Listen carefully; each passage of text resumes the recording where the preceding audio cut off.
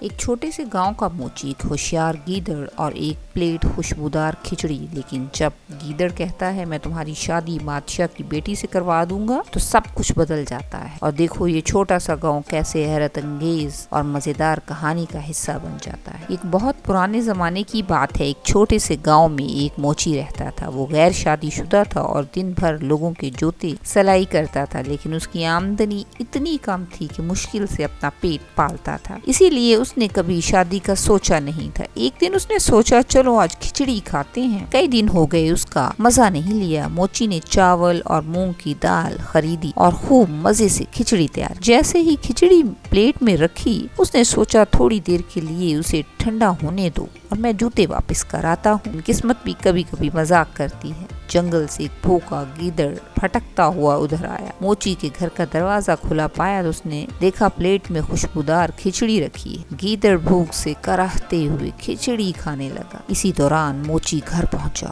جوتے واپس کیے اور اندر آئے، لیکن دیکھتے ہی دیکھتے گیدڑ کھچڑی کھا رہا تھا۔ موچی غصے سے پاگل ہو گیا، دروازہ بند کیا، رسی لی اور گیدڑ کو باندھ دیا۔ پھر موچی نے چھڑی اٹھائی اور گیدڑ کو مارنا شروع کر دیا اور بہت سا سبق سکھایا۔ گیدڑ دل ہی دل میں سوچنے لگا اگر یہ مجھے یوں ہی مارتا رہا میں تو زندہ نہیں رہوں گا، مر جاؤں۔ رات بھاری اور خاموش گزری، لیکن جب صبح موچی کام پر گیا گیدڑ نے سوچا اب کچھ کرنا ہوگا، ہوشیاری دکھانی ہوگی۔ گیدڑ نے ایک چال سوچی، اس نے رسیوں سے خود کو مضبوطی سے باندھا اور چیخنا شروع کر جیسے دوستوں کو بلا رہا ہو۔ جنگل میں دوسرے گیدڑ اس کی چیخیں سن کر دوڑ پڑے۔ ان میں سے ایک گیدڑ خاص تھا جو اس کا سب سے اچھا دوست تھا۔ وہ دوست آیا اور پوچھا یار تم یہاں کیا کر رہے ہو؟ گیدڑ نے دکھاوے کے لیے کہا ارے بھائی دیکھو مجھے ایک مہربان آدمی نے پکڑ لیا ہے اور وہ میرا بہت خیال رکھتا ہے۔ دوست نے حیرت سے پوچھا کیسا خیال؟ گیدڑ نے شرارتی انداز میں کہا دیکھو وہ مجھے ہر روز حلوہ پوڑی کھلاتا ہے، بس اسی لیے میں موٹا ہو رہا ہوں۔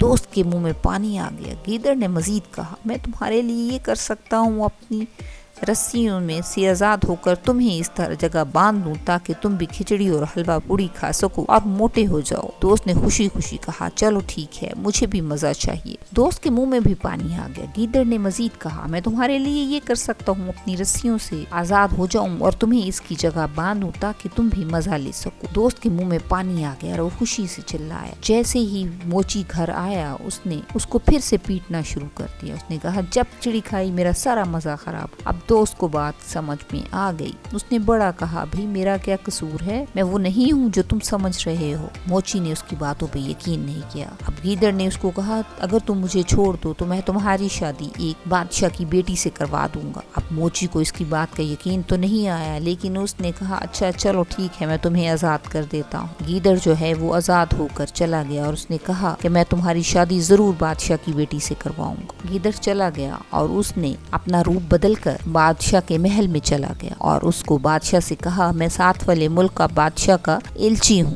بادشاہ بہت خوش ہوا، اس کی ایک ہی بیٹی تھی، وہ کہتا تھا کوئی اچھا انسان مجھے ملنا چاہیے۔ اس نے کہا میں تمہاری مدد ضرور کروں گا۔ گیدڑ نے ہنستے ہوئے کہا ارے بھائی ہوشیاری اور تھوڑی سی شرارت سے سب ممکن ہے، بس تم میری بات مانتی جاؤ اور تیار رہو۔ بادشاہ نے موچی سے کہا میں ساتھ والے علاقے کے بادشاہ کی طرف سے آیا ہوں اور بادشاہ سے آپ کی بیٹی کے لیے رشتہ لے کر آیا ہوں۔ بادشاہ نے کہا ٹھیک ہے اور انہوں نے بادشاہ نے شادی کی تاریخ طے کر گیدڑ واپس چلا گیا اور اس نے موچی سے کہا تم تیاری کرو اور ہمیں فلاں دن شادی کے لیے جانا ہے۔ موچی نے کہا مروا نہ دینا گیدڑ نے کہا نہیں تم مجھ پر یقین رکھو، اور وہ موچی کو لے کر بادشاہ کے محل میں چلا گیا اور اس سے کہا کہ ہم آتے ہوئے لٹ گئے ہیں اور بعد ایک طوفان نے ہمارے سارے چیزوں کو تباہ کر دیا ہے۔ بادشاہ نے موچی کا استقبال کیا اور اسے اپنی بیٹی کی شادی کر دی اور اس کو اپنے ہی محل میں رکھ لیا، اور اس طرح گیدڑ کی تھوڑی سی چالاکی نے